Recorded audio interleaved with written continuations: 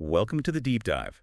You've handed us a stack of intelligence reports straight from the UK, all focused on one big name, BioNTech SE. That's right, hot off the press. And these really capture everything that's emerged since those big announcements back around May 20th, 21st, 2025. Yeah, the latest update. Our mission today, to cut through the noise, really pull out the crucial insights, and give you the shortcut to understanding the ground game for BioNTech's, well, billion-pound UK expansion.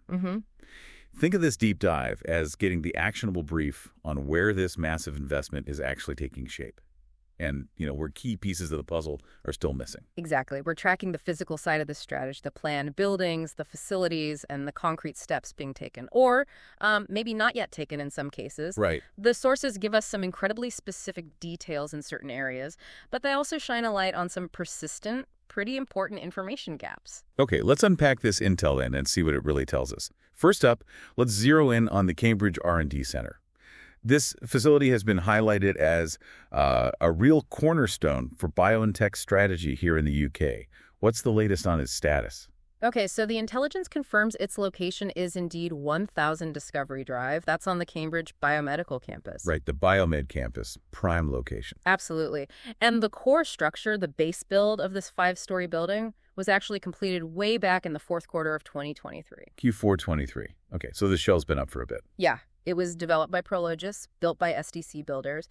We even have the team details. Scott Brownrigg, the architect, Briggs & Forrester and ESD did the base build MEP. That's mechanical, electrical, plumbing. Got it. Ramble for structural. Ramble for structural, yeah. BioNTech is set to take a big chunk around 80,000 square feet. 80,000. That's substantial. It is. And what's interesting is the co-location. Another tenant, Cambridge University Hospital's NHS Trust, is leasing about 23,000 square feet in the same building for their histopathology department. Ah, okay. So literally next door to NHS samples and potential collaborators. That makes sense strategically. Definitely a strategic advantage, yeah. Proximity is key. So the building itself is physically done? BioNTech has their space marked out? What kind of foundation does that base build actually give them for the the high-tech research they need to do? Right. So the base build was delivered as what's called shell and core, with CA contributions from Prologis. Okay, shell and core, CAA. Maybe just quickly for folks listening, what does that actually mean on the ground? Oh, sure. So think of shell and core like the basic house structure. You've got the walls, roof, concrete floors, maybe the main pipes and power coming in. The bare bones. Exactly. Then KA adds a bit more finished things like raised floors for cabling, suspended ceilings, basic lighting, and the points where services like air conditioning can be distributed. It gets the space ready for a tenant like BioNTech to come in and build out their specific interior. Their bespoke fit out. Precisely. And the building itself is designed for flexibility. It offers capability for roughly a 50-50 lab-to-office split. Flexible design, okay. It also has a BREEAM Excellent Sustainability Rating. BREEAM. That's the environmental assessment standard, right? Yeah. Big in the UK. That's the one. Building Research Establishment Environmental Assessment Method. Yeah. Excellent is a pretty high standard. Good to know. And what about the stuff critical for labs, like air handling, floor strength? Yeah, crucial stuff. The base build specs support complex science, so potential for things like 8 air changes per hour. 8 air changes, Yeah. meaning the air gets fully replaced 8 times every hour for ventilation safety. Exactly. Vital in labs. It also has a floor loading capacity of 5 kilonewtons per square meter, basically. It can handle heavy equipment. Like those big sequencers and imagers. Yeah. And the slab-to-slab height is 4.425 meters. That gives plenty of room in the ceiling void for all the ductwork, pipes, cabling you need for advanced labs. Okay, so that's a technical shell, ready for action. What about the inside? What kind of research environment does BioNTech actually need to build in there? What will those labs be like? Oh, they've stated their focus for Cambridge is genomics, oncology, structural biology, and regenerative medicine. These aren't your standard, university teaching labs. This is cutting-edge stuff. Highly specialized environments, yeah. So their internal fit-out will definitely need minimum containment level 2 labs, CL2. CL2. Okay, that's standard for handling moderate-risk things like common bacteria. Right, basic safety protocols. But given their focus, especially maybe with some aspects of regenerative medicine or viral work for oncology, they'll likely need localized CL3 areas too. CL3, stepping it up a notch. That's for potentially more serious pathogens, like TB bacteria, things you can inhale. Exactly. CL3 means much stricter engineering, controls negative air pressure, HEPA filters, special procedures, more complex to build and run. Right. And beyond containment. Yeah. What other systems? Oh, a whole suite. Sophisticated infrastructure, Mm. specialized gas distribution systems, high-purity deionized water, DI water, crucial for experiments, advanced HVAC, heating, ventilation, air conditioning for really precise temperature and humidity control, high electrical power density for all the equipment. Power-hungry machines. Definitely. And robust data networks. Genomics especially generates massive data sets. You need the pipes to handle that. And the equipment inside, what are we picturing? Things like NGS sequencers, Yeah. next-generation sequencing machines for reading DNA and RNA quickly, robotic liquid handling systems to automate sample processing, Robots, yeah. advanced imaging platforms, Yeah. higher-powered microscopes, Yeah. and mass spectrometers, which are key for analyzing proteins and other molecules. Okay, so it's a complex, high-spec build-out needed to support all that science. Yeah. Which brings us to the critical question. Who is actually doing this fit-out work for BioNTech? Well, this is where we hit a really significant piece of missing intelligence, even after the May 2025 updates. Still. The base build finished late 2023. I know. But despite that, there have been zero public announcements about the key players for BioNTech's internal fit-out. Zero. So no main contractor. No main fit-out contractor named. No specialist lab designers appointed publicly. We don't know who's handling the specific MEP design and installation for the fit-out, or even if they've brought on a dedicated project management consultancy to run it. Wow. Okay. Any likely candidates? What about SDC, who built the shell? Well, SDC does have experience in science projects, so logically they could be involved. But there's just no confirmation. And Prologis, the developer, do they have preferred partners or anything? Their materials mention providing tenant support, standard stuff, but the sources don't confirm any kind of mandatory guides or preferred contractor lists for tenants on the Cambridge Biomedical campus. So BioNTech seems to have a free hand, but haven't announced their choice. The lack of appointment seems surprising, like a major delay. What does this mean for timelines? When will this R&D center actually be up and running? Well, that's another significant gap, unfortunately. The base build completion date, Q4 2023, is firm, but we have no specific public timelines from BioNTech for anything related to the fit-out. Nothing on design, starting, finishing, construction, kickoff? Nope. No dates for commissioning or when the facility will actually launch and scientists can, start doing science there. How long does this sort of thing usually take? A complex lab fit-out like this, 80,000 SFEF feet, typically you'd be looking at 12 to 18 months after the detailed design phase is complete and signed off. So even if design started right after the shell finished, we're already pushing potential timelines. Potentially, yes.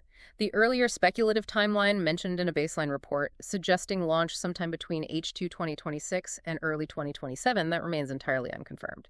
Just speculation based on typical durations. What about cost? Do we know the budget for the fit-out? Another unknown. No specific CAPEX, capital expenditure, figure has been released for BioNTech's fit-out. We know specialist lab fit-outs are inherently expensive, much more than a standard office fit-out, but no hard number. And other details, like the exact lab-office split they decided on, planning applications for the internal work. Also not publicly available right now. Seems they're keeping the execution details very close to their chests. Okay, so lots of unknowns on the how and when for Cambridge. Big time. But what we do know, what is confirmed, is the what and who in terms of function. When it is operational, this Cambridge site is planned to house over 90 highly skilled scientists. 90-plus scientists. Focus specifically on those key research areas. Genomics, oncology, structural biology, regenerative medicine. That part of the vision is clear, even if the construction path to get there is currently, opaque. Okay, let's switch gears. Let's head to London. BioNTech also announced plans for a consolidated UK headquarters there. This would bring together their teams and, crucially, their AI subsidiary, InstaDeep. Where is this project heading? Right. The plan is definitely consolidation in London, bringing InstaDeep's AI hub under the same roof as BioNTech's UK corporate functions. And InstaDeep, their current office is Paddington, right? 5 Merchant Square. That's their current registered address, yes. So is the intelligence suggesting they're just going to expand there, take more space in the same building? That seems unlikely. based on what the sources are indicating. Even though the May 2025 updates reiterated the plan for this consolidated HQ, Right. the specific address, the actual building for this new facility, has not been publicly disclosed. Still no address. Interesting. Yeah, and the intelligence points towards a high probability that they're looking for a new, larger, separate site, not just expanding at 5 Merchant Square. Why do you say that? What's the reasoning? Well, a couple of things. First, scale. Bringing together BioNTech's UK HQ, adding global and regional corporate functions, plus significantly expanding the AI hub, that's going to need substantial space. Probably more than they can easily get in a multi-tenant building like their current one. Quite possibly. And second, the technical side.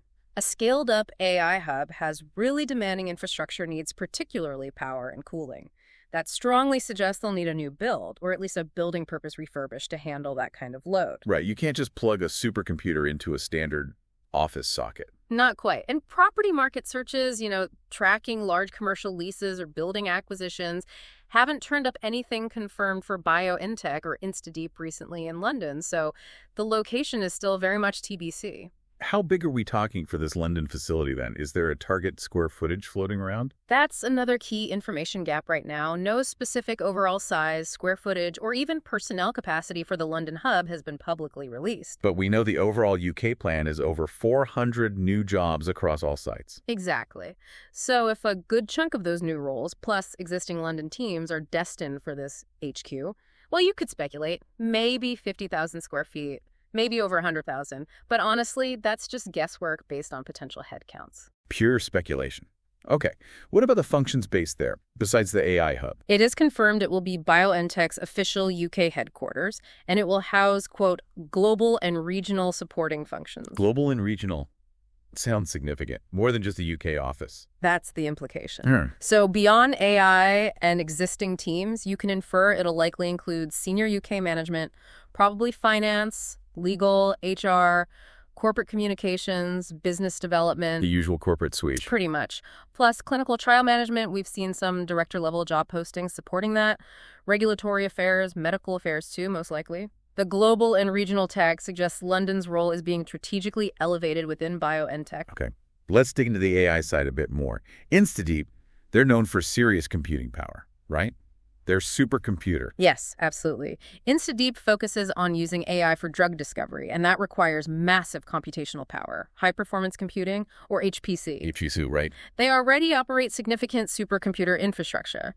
They announced a near-exascale system called Kyber back in late 2024. Kyber. Okay. Where do they keep that currently? They host it at a specialist data center provider called Cow Data. Companies like Cow specialize in providing the high power densities and cooling needed for that kind of hardware. Makes sense. So the big question for the new London HQ, what are the technical needs for the AI hub there? It's going to be demanding. An AI hub like this needs, well, potentially megawatts of power. Very high-density cooling systems to stop the GPUs, the graphics processing units that do the heavy lifting in AI from melting. Right. Heat is a major issue. Huge issue. Plus, extremely reliable, high-bandwidth data connectivity, and, of course, robust physical and cybersecurity. So the crucial unknown is, will they build their own mini data center inside the new HQ building? Exactly. That's a major unanswered question. Are they planning a full, high-density data center build-out within the HQ? Or will they continue to rely mainly on specialist colocation providers like Cow Data to house the really power-hungry supercomputing workloads off-site and maybe just have development teams or less intensive hardware in the HQ? Because building a proper data center adds a whole other layer of complexity and cost to a project. A massive layer, yes. Power requirements, cooling engineering, structural support, fire suppression. It's a very different beast from fitting out standard offices or even labs. Okay, so the London Intel brief tells us it's strategically vital for the HQ and the AI push, but the fundamentals, the actual location, the scale, the technical spec for the AI compute, and the cost, the CapEx, all still up in the air. Pretty much sums it up. Key strategic intent, clear, execution details still missing. Which must knock onto any timeline expectations for London, too. Absolutely. Without a confirmed site and clarity on that technical strategy, especially the data center part, any timeline is purely speculative. There's no public info on estimated CapEx for London, no dates for site finalization, design, construction, or launch. So that earlier speculative range, H2 2026 to mid-2028. Still just that speculative, highly dependent on finding the right site first and then figuring out how complex the build or refurbishment needs to be, particularly to meet those AI demands. Could be faster if they find a suitable building quickly. It could be much longer if it's a complex new build or refurb. Right. Now, the sources also mentioned plans for a third facility, a second R&D center somewhere else in the UK. What's the specific mission for this one? This third site has a very clear, quite specific focus. It's planned for R&D into vaccines, including for diseases with high pandemic potential. Okay, so vaccine R&D, pandemic potential, very topical. Extremely.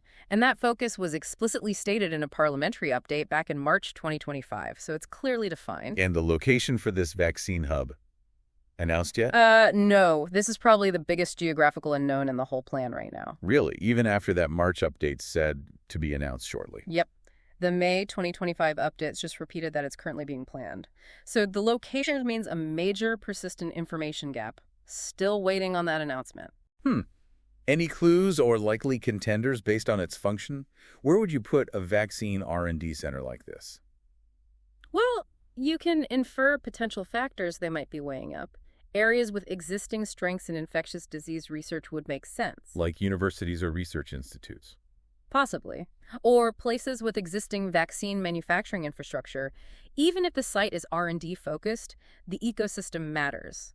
Proximity to key UK public health bodies, like the UK Health Security Agency, UKHSA, could also be a factor. So where does that point geographically? Any specific places mentioned, even as speculation? The sources draw inferences towards places like Porton Down. Porton Down, the government science park, strong health security links there. Exactly. Or maybe Liverpool, which has a well-known school of tropical medicine and infectious disease heritage. Other possibilities could be science parks that already have vaccine-related infrastructure, like Harwell, maybe, where Moderna also has a facility. But these are just inferences based on logic, not confirmed plans. Right. Logical possibilities. Do we have any sense of the scale? How big will this vaccine site be? How many people? No, again, that information is not publicly available. Details on its potential size, the number of researchers, or even how much of that total 1 billion investment is specifically earmarked for this third site. All currently unknown. And timelines. Same story. Same story. No confirmed timelines for site selection, design, or development yet. It's still firmly in the planning stage, it seems. But strategically, this facility feels incredibly important, doesn't it? Especially thinking about the UK government's perspective. Oh, entirely. Its focus on pandemic preparedness clearly sets it apart from the broader research in Cambridge. It aligns perfectly with a major UK government objective post-COVID, strengthening national health resilience. Makes sense. Any hints about what it might do beyond just R&D? Well, the sources do hint that because of that pandemic preparedness focus, this facility could potentially include pilot-scale manufacturing capabilities. Pilot scale.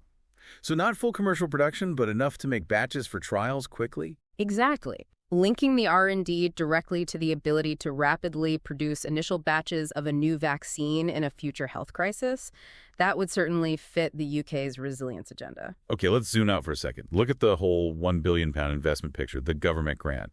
We hear the big numbers, but what do we actually know about how that funding works, the mechanics of it? Right. The May 2025 updates did reconfirm those headline figures. So it's definitely BioNTech investing up to £1 billion in the UK over 10 years. Up to £1 billion. Over a decade. And that's supported by a UK government grant of up to £129 million, also spread over 10 years. Okay, those are the big commitments. But that £1 billion from BioNTech, how's that actually broken down? Is it front-loaded, spread evenly, tied to specific projects? And that, unfortunately, is another one of those persistent high-level information gaps. There's just no detailed public breakdown available. Nothing on how it's phased or allocated between Cambridge, London, the third site, clinical trials. Nope. We don't know the specific allocation across the different facilities or activities or the phasing over the 10 years. The up to phrasing is key. It suggests flexibility. It's highly likely the investment payments, or at least portions of them, are tied to BioNTech hitting specific milestones. Milestones, which also aren't public. Correct. The specific triggers for investment aren't detailed publicly. Okay. What about the government's money? That $129 million defining grant. Are there clear strings attached? Conditions? Accountability? Well, there is a grant funding agreement document that governs it, but it's not publicly available. So we know it exists, but not what's in it. Pretty much. We know its general purpose to support BioNTech's R&D, help make the overall investment happen, and crucially, create those 400-plus jobs. And it was reviewed, right, by the subsidy watchdog. Yes, the subsidy had to be reviewed by the SAU, the Subsidy Advice Unit, which sits within the CMA, the Competition and Markets Authority. That was to make sure it complied with the UK's subsidy control rules, basically ensuring it's a fair use of public money and doesn't unduly distort competition. So the SAU signed off on the principle of the grant. Yes. Their report links the grant to the R&D areas BioNTech is pursuing and the plan for the 3 sites, but, and this is the crucial bit, the specific terms are missing from the public domain. Specific terms like? Like the exact key performance indicators, the KPIs that BioNTech has to meet, the specific project milestones they must hit, the concrete deliverables they have to produce, how the grant money is paid out the payment tranches, and, really importantly, the clawback conditions. Clawback conditions, No. meaning clauses that let the government demand the money back if BioNTech doesn't deliver. Exactly. If they fail to meet agreed conditions or milestones, we don't know what those conditions are or what triggers a clawback. And this lack of public transparency on the specific grant terms, that's highlighted in the intel as a significant gap when it comes to accountability. Right. Hard to know if taxpayers are getting value for money without knowing the precise deal. That's the challenge, yeah. Okay, looking beyond the pounds and pence in the buildings, Yeah. what are the big strategic goals driving this whole thing? Why is BioNTech doing this, and why is the UK government supporting it so heavily? For BioNTech, it's clearly about accelerating their clinical trials, especially in oncology here in the UK, leveraging the NHS.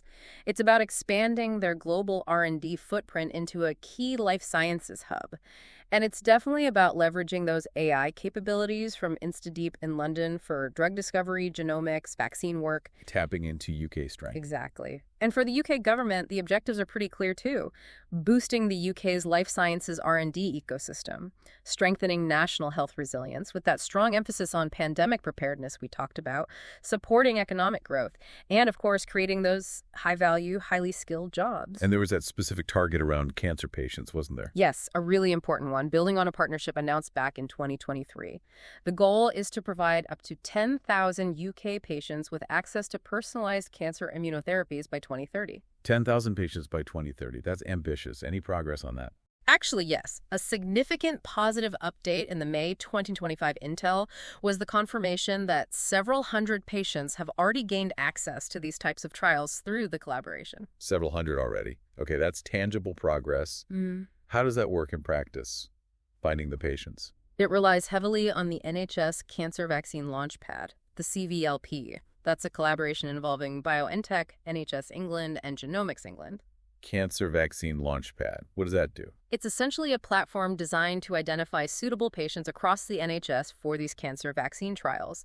It often involves analyzing patients' tumor tissue or blood samples using genomic sequencing to see if they're a match for a specific personalized immunotherapy trial. So it connects the right patient to the right cutting-edge trial. That's the idea. Personalized cancer immunotherapies are treatments tailored specifically to an individual patient's tumor, often using their own immune system to fight the cancer. The CVLP is the mechanism to make that happen at scale within the NHS. Got it. One final point on the big picture. Manufacturing. Is there any indication within this specific 1 billion strategy that BioNTech plans to build large commercial-scale manufacturing plants in the UK? Within the scope of this particular 1 billion best investment and the associated grant, the sources don't explicitly mention plans for commercial-scale manufacturing. The focus really seems to be R&D and clinical trials. R&D and trials first. Yes. However, going back to that planned second R&D site, the vaccine one. With the pandemic preparedness focus. Exactly.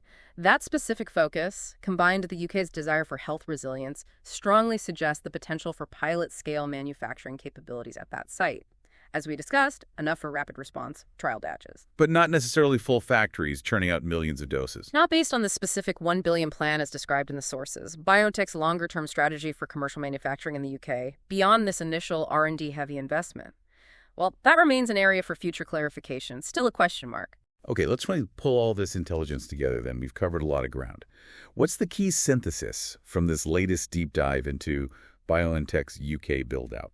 I think what really stands out is the The sheer scale and clear strategic intent of BioNTech's long-term commitment here. It's significant, and it's backed by substantial government support, even if the precise terms of that support aren't fully transparent. Big commitment, big support. Yeah, and we have confirmation of a concrete physical presence starting in Cambridge 1000 Discovery Drive.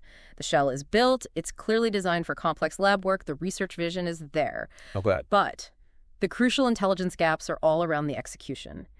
Who is actually doing the complex internal fit-out, and critically, when will it actually be operational? Those are big unknowns still. Okay, then London. London's confirmed as the future consolidated UK HQ and the vital AI hub. It's clearly planned as a central node where corporate strategy meets that cutting-edge AI computation. But again, the actual location is still a mystery. And that strategic decision on how they'll house the massive AI computing needs build their own data center in the HQ or continue relying heavily on external providers like cow data that's still undisclosed and directly impacts the project timeline and complexity. Right. And the third site. The third planned facility, the Vaccine R&D Center, strategically critical, especially for UK health resilience and pandemic preparedness. Its focus is distinct and important, but its location, its scale, its timeline, currently entirely unknown, blank slate territory right now. So definite progress in some areas, the shell in Cambridge, the clear strategic intent for London and the vaccine site, and importantly, those several hundred patients already getting access to cancer trials. Yes, that's tangible progress on the patient access goal. But alongside that, we still have reaffirmed headline investment figures, the 1 billion and the 129 million grant. But the granular breakdown of the funding, the phasing, and especially the specific measurable terms and accountability conditions tied to that government grant, they're just not public. Key details remain behind closed doors. So for you, the listener, tracking these details about the facilities, where are they actually building, what are the buildings designed for, which contractors are appointed, or maybe more revealingly, which ones aren't yet? What are the specific technical needs driving the design? This isn't just about construction news. No, it's much more than that. It's the physical blueprint of BioNTech's strategy unfolding on the ground here in the UK. It shows us exactly where and how they're building their capabilities. It gives us concrete signals of progress, or lack thereof, and really reveals those crucial pieces that are still missing from the overall plan. It helps us turn those big, abstract investment figures into tangible buildings, labs, and capabilities, or highlight where they're not yet tangible. And looking ahead, thinking particularly about the strategic weight placed on that second R&D site, the one focused on vaccines and pandemic preparedness. And considering the UK's clear post-pandemic drive for greater national resilience, maybe even sovereign capability in vaccine response. Yeah, it's a key point. Given the hints we heard about potential pilot-scale manufacturing capabilities at that specific site, it raises a fascinating question for the future, doesn't it? Could this vaccine R&D center, initially scoped for research and maybe rapid response trial batches, eventually evolve? Could it become a platform to support future commercial vaccine production here in the UK, really leveraging this foundational investment and that established government partnership? Is that the long game? That wraps up our deep dive into the latest intelligence surrounding BioNTech's UK expansion plans. We hope unpacking those sources with us give you a clearer picture, the progress, the strategy, and importantly, those key unknowns that we'll keep tracking. Thanks for joining us. Until the next deep dive.